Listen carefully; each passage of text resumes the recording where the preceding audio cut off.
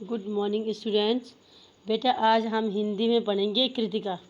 और कृतिका में first chapter बेटा वो कोविड के कारण अभी कटा हुआ है, बाद में यदि उसको रखेंगे तो हम उसको आपको पढ़ा लेंगे। तो आज ये जो सेकंड चैप्टर है बेटा ये है मेरे संग की औरतें, जिसे कि मृदुला गर्ग ने लिखा है। ठीक है बेटा। तो इस चैप्टर में क्या होता है कि लेखिका अपने समय की औरतों के विषय में लिखती है कि किस प्रकार से जो है उस समय की औरतों की शिक्षा दीक्षा हर चीज़ के विषय में उन्होंने वर्णन किया है, चाहे वो उनकी दादी होंगी, उनकी अपनी माँ, अपनी बहनें, उनकी परदादी इत्यादि। क्योंकि प्राचीन काल में, ये पहले समय में भी जो है महिलाओं को पढ़ने की उतनी स्वतंत्रता नहीं थी। ठीक है। तो फर्स्ट पैरा देखो बेटा, वो कह रही हैं कि मृदुला गर्ग द्वारा रचित मेरे संग की औरतें नामक पाठ में लेखिका ने अपने संपर्क में आई हुई घर की औरतों के विषय में बताया। ठीक है। यह औरतें उनकी बहनें, उनकी माँ, दादी, परदादी, नानी इत्यादि हैं। ठीक है। उन्होंने जो पहले उस समय की औरतों के विषय में उन्होंने सबसे पहले बाहर के लिए लिखा, अपने घर की महिलाओं के विषय में लिखा। इन सभी के स्वभाव और व्यक्तित्व का लेखिका ने यहाँ पर वर्णन क्या है। अब लेखिका कह रही है, वो बताती हैं कि लेखिका की एक नानी थी जिनको लेखिका ने कभी देखा नहीं था। लेखिका की नानी एक पारंपरिक क्या थी, अनपढ़ थी, लेकिन पर्दा करने वाली औरत थी। लेकिन क्या थी, बड़े स्वतंत्र विचारों की महिला थी। ठीक है। लेखिका के नाना जी शादी के बाद तुरंत उनको छोड़ करके बैरिस्ट्री मतलब वकालत पढ़ने के लिए विलायत चले गए। ठीक है। उसकी नानी को यहीं छोड़ दिया भारत में और खुद वहाँ चले गए। कैम्ब्रिज विश्वविद्यालय से जब वे डिग्री लौटकर वापस आए तो लेखिका के नाना जी विलायती तरीके से क्या करने लगे, अपना जीवन यापन करने लगे। ठीक है। तो लेखिका की नानी इतने सुलझे विचारों की थी, उन्होंने कभी भी अपने पति पर भारतीय संस्कृति के अनुसार ढलने की दबाव नहीं डाला उन्होंने। ठीक है। पर ठीक है, उन पर कोई असर नहीं। जब वो यदि विलायती तरीके से जीवन व्यतीत करते थे तो लेकिन नानी ने अपने रहन सहन का उन पर कोई प्रभाव नहीं डाला और ना उनके रहन सहन का नानी पर कुछ प्रभाव पड़ा। पर जब कम उम्र में नानी को ऐसा महसूस हुआ कि वो मृत्यु के निकट है, मतलब नानी की कुछ तबीयत खराब हुई होगी, तो उनको ऐसा लगा कि यदि अचानक मेरी मृत्यु हो जाएगी तो मेरी बेटी की शादी भी नहीं हुई, तो मैं अपनी बेटी की शादी किससे करूँगी। और लेखिका की नानी जबकि बेचारी अनपढ़ महिला थी और पर्दा भी करती थी, पहले होता था ना अपने से बड़ों को देख के सिर में पल्ला रखते थे, और सूझे विचारों की थी, लेकिन उनके मन में देशभक्ति की भावना कूट कूट कर भरी हुई थी। तब उन्होंने अपनी 15 वर्षीय पुत्री, जो कौन थी, लेखिका की माँ थी, और उसकी शादी का जो जिम्मेदारी अपने पति के मित्र स्वतंत्रता सेनानी प्यारेलाल शर्मा जी को सौंप दिया। मतलब लेखिका के जो नाना जी थे उनके कोई मित्र थे प्यारेलाल शर्मा जी, तो वो भी स्वतंत्रता सेनानी थे। उन दिनों क्या है, भारत और अंग्रेज़ों को जो था ये स्वतंत्रता संग्राम चल रहा था, अंग्रेज़ों का राज था हमारे भारत में, उन्होंने हमारे भारत को गुलाम कर रखा था। तो उनकी नानी ने कहा कि आपने मेरा एक काम करना है कि यदि मुझे कुछ हो भी जाएगा, मैं मर भी जाऊंगी, तो आपने मेरी बेटी की शादी किसी आज़ादी के सिपाही से करवानी है, ना कि किसी बड़े उच्च अधिकारी से। ठीक है। अब थर्ड चैप्टर में क्या था, लेखिका की माँ की शादी ऐसे होनहार पढ़े लिखे लड़के से हुई जिसे आज़ादी के आंदोलन में भाग लेने के लिए CIS के इम्तिहान में बैठने से रोक दिया गया था। ठीक है। और उनकी जेब में पुश्तैनी एक पैसे ढीला नहीं था। उनकी माँ बेचारी अपनी गांधी जी के सिद्धांतों के चक्कर में सादा जीवन व्यतीत करने के लिए मजबूर हुई। कौन? लेखिका की माँ जी। माँ को खादी की भारी भरकम साड़ी पहननी पड़ती थी जो कॉटन की होती थी, और लेखिका की माँ क्या थी, दुबली पतली थी। ठीक है। उनके घर में ससुर का दबदबा था और पिता बेचारे खाली जेब थे, क्योंकि कोई जॉब तो करते नहीं थे। माँ बहुत खूबसूरत थी, उनकी सी खूबसूरती, नज़ाकत और ईमानदारी तथा निष्पक्षता से वे सभी उनसे प्रभावित थे। ठीक है। अब लेखिका कहती है कि मैंने कभी भी अपनी माँ को भारतीय माँ जैसा नहीं पाया। ठीक है। ना ही उन्होंने कभी लेखिका को लाड़ प्यार ज़्यादा किया, नहीं खाना पकाया, नहीं बहुत अच्छी बहू होने का कोई उन्होंने उनको सीख दी। लेकिन क्या थी, वो कभी भी, एक तो बेचारी क्या करती, लेखिका की माँ कुछ बीमार बहुत रहती थी। ठीक है। फिर इसलिए वो ज़्यादा काम नहीं कर पाती थी और फिर उनका ज़्यादा वक्त किताबें पढ़ने में बीतता था, साहित्य चर्चा या संगीत सुनने में। ठीक है, तो ये सब ऐसे उनका रहन सहन का तरीका था। ससुराल के अन्य सदस्य उन्हें न नाम धरते थे, न उनसे आम औरत की तरह काम करने की अपेक्षा रखते थे। मतलब लेखिका के घर के जो उसके दादाजी थे, उसके पिताजी थे, तो वो भी उसकी माँ की समस्या को समझते थे कि वो बीमार भी है और वो साहित्य का कार्य भी करती हैं, तो इसलिए कुछ नहीं करे थे। ठीक है, उनमें सबकी इतनी श्रद्धा क्यों थी? और लेखिका की माँ को सब बहुत अच्छा मानते थे, जबकि उनकी माँ कभी भी बहू के तरह कर्तव्य पालन नहीं करती। साबी खानदान के रौब के अलावा लेखिका के समय में इसके दो कारण थे। एक तो उसकी माँ कभी भी झूठ नहीं बोलती थी, अब बहुत ऊंचे घराने की तो थी लेकिन झूठ कभी भी नहीं बोलती थी। और दूसरे उसकी माँ की बहुत अच्छी विशेषता थी कि वे कभी भी किसी की गोपनीय बातों को दूसरों के सामने प्रकट नहीं करती थी। ठीक है, अब लेखिका कहती है कि मेरे घर में एक और परदादी भी थी। लेखिका की परदादी को, अब पहले जो महिलाएं होती थी, बुजुर्ग महिलाएं, वो सोचती थी कि काश हमारे घर में पहले पहले यदि बहू का बच्चा हो तो पुत्र हो। लेकिन जबकि लेखिका की तो बहुत सारी बहनें थी, लेखिका की माँ लोग बहुत सारी बहनें थी, तो उन्होंने लेखिका की परदादी ने क्या करा, वो मंदिर में गई और उन्होंने यह मन्नत मांगी कि यदि उनकी पतोहू का कोई बच्चा हो तो सबसे पहले लड़की हो। उनका ऐलान सुनकर लोगों के मुंह खुले खुले रह गए। उनको लगा कि अरे भाई, इनके यहाँ तो पहले इतनी सारी लड़कियां हैं। कि वे अपनी मन्नत दोहराती रही। पूरा गांव जानता था कि उनके तार भगवान के साथ जुड़े हुए हैं। भगवान ने उनकी ऐसी सुनी कि एक नहीं, उनके यहाँ पूरी 5 कन्याएं हो गई। ठीक है, अब लेखिका की जो दादी थी वो भी बड़े अच्छे सुलझे विचारों की महिला थी। एक बार की बात है, लेखिका के घर में जितने लोग थे वो सब क्या करते, बारात में जा रखे थे, कहीं शादी के फंक्शन में शामिल होने जा रखे थे।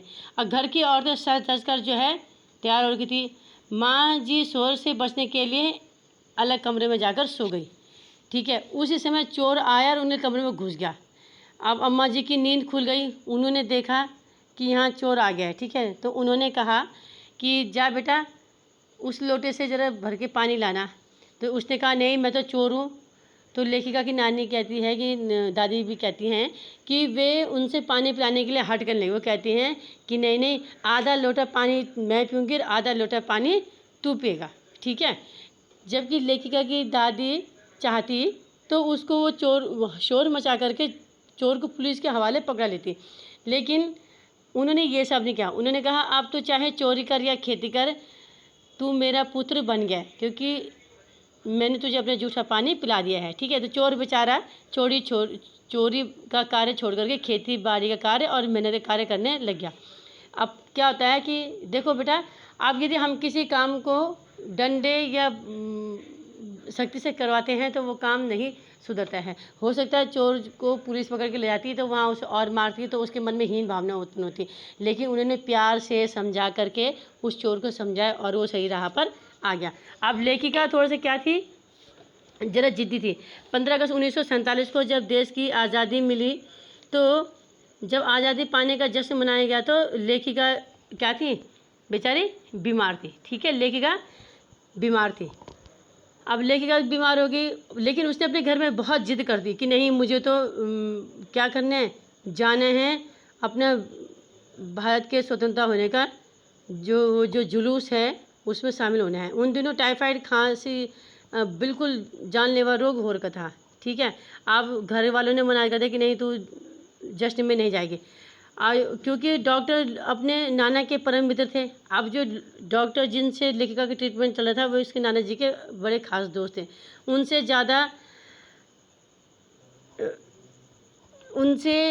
ज़्यादा नाना थे, इसलिए लेखिका के पिताजी जो बार बार पर सत्ताधारियों से लड़ते फिरते रहते थे वो चुप हो गए, क्योंकि नाना जी की चलती थी। लेखिका रोती कलपती रही, क्या कोई बच्चा इकलौती गुड़िया की, मतलब लेखिका ने इतना रोने लगी कि मुझे भारत के स्वतंत्रता होने का जश्न कैसे मनाया जाता है मुझे देखना है। इतना रोई जैसे कोई छोटी बच्ची यदि किसी का खिलौना या कोई गुड़िया छीन लेते ना तो तब रोती है, इसी प्रकार लेखिका बहुत अधिक रोने लगी कि नहीं, जिद करने लगी, नहीं मुझे भी जाना है जश्न मनाने, जश्न के लिए देखने के लिए कि कैसे मनाते हैं।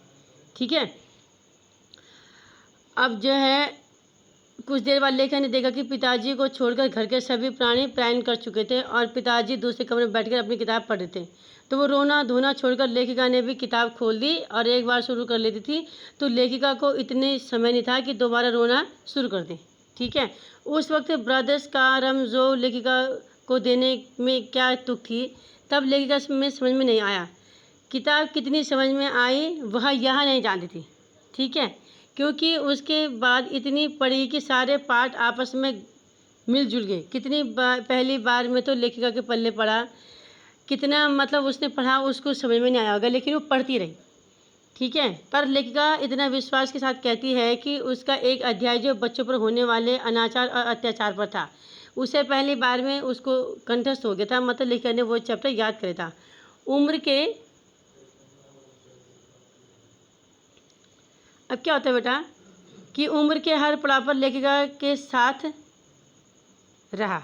ठीक है, वो चैप्टर जो उसे याद था लेखन के एक महत्वपूर्ण भाग को प्रभावित करता रहा। जैसे लेखिका का जादू का कालीन नाटक नहीं, वह 3 किलो की छोरी जैसी कहानियाँ, कंठ गुलाब उपन्यास के कई अंश हैं। अब क्या होता है बेटा कि लेखिका की 4 बहनें और भी थी। ठीक है, लेखिका की 4 बहनें और थी, लेकिन वह कभी किसी से हीन भावना का शिकार नहीं हुई। लेखिका की सबसे बड़ी बहन का नाम रानी था, पर बाहर का नाम मंजुल भगत था। वह भी लेखिका बन गई थी। दूसरे नंबर की लेखिका स्वयं थी, मृदुला गर्ग। उसका घर का नाम उमा था और बाहर का मृदुला गर्ग था। लेखिका की छोटी बहन का घर का नाम गौरी और बाहर का नाम चित्रा था। वह लिखती नहीं थी। फिर रेणु और अंचला थी। भाई का नाम राजीव था। अंचला अंग्रेजी में लिखती है और राजीव हिंदी में लिखता है। मतलब उनके घर में सब साहित्य सृजन से जुड़े हुए थे। रेणु का स्वभाव बड़ा विचित्र था। वह स्कूल से वापस गाड़ी में बैठने से इनकार कर देती थी और पैदल रास्ते आती थी। वो कहती कि नहीं, गाड़ी में बैठ कर जाना सामंत शाही का प्रतीक है। ठीक है, वह पसीने से तरबतर पैदल होकर चलती थी। बचपन में एक बार उसने जनरल थिमैया को पत्र लिखकर उनका चित्र मंगवाया था। चित्र एक सैनिक आकर दे गया था। इससे उसका पड़ोस में काफ़ी हल्ला बढ़ गया था। चित्रा उसकी छोटी बहन थी, उसको पढ़ने में रुचि नहीं थी। सबसे छोटी अचला ने पत्रकारिता की पढ़ाई करी और पिता की पसंद से विवाह किया। वह लिखती है कि शादी के बाद लेखिका डालमिया नगर बिहार के एक छोटे से कस्बे में रही और वहाँ पर कोई भी छोटा सा भी स्कूल नहीं था, बच्चों की शिक्षा दीक्षा नहीं थी। फिर वहाँ पर वो क्या गई, उसने वहाँ पर सबकी मदद से एक स्कूल खोला और उसने वहाँ के बच्चों को पढ़ने में, शिक्षा दिलाने में महत्वपूर्ण योगदान दिया। तो लेखिका का स्वभाव जिद्दी था, जिसका वर्णन इस पाठ के अंत में हो गया। तो इस प्रकार लेखिका ने क्या किया, लेखिका ने बच्चों की शिक्षा के लिए बहुत अनिवार्य कार्य किया। लेखिका कहती है कि शिक्षा बच्चों का अनिवार्य अधिकार है। लेखिका जब बागलकोट कर्नाटक के छोटे से कस्बे में गई तब वहाँ कोई ढंग का विद्यालय था ही नहीं। लेखिका ने कैथोलिक बिशप से विद्यालय खोलने की प्रार्थना करी, पर वो तैयार नहीं हुए चर्च के। ठीक है, जैसे हमारे पुजारी होते हैं तो ऐसे चर्च में भी होते। ठीक है, अंततः लेखिका ने स्वयं स्कूल खोला और कर्नाटक सरकार से उसे मान्यता दिलाई। ठीक है बेटा, तो ये आज का चैप्टर है, आप इसको कीजिएगा। क्वेश्चन आंसर मैं आपको अगले दिन भेजूंगी, क्योंकि आज जो मैं आपको क्वेश्चन आंसर दूंगी वो संस्कृत में नंदा देवी राज यात्रा के क्वेश्चन आंसर होंगे। ठीक है बेटा, तो आप ये कीजिएगा। जो चैप्टर जहाँ पर आपकी समझ में नहीं आता है आप पूछिएगा। किस प्रकार जो है लेखिका की नानी का स्वतंत्रता संग्राम में महत्वपूर्ण योगदान रहा। ठीक है बेटा, ओके।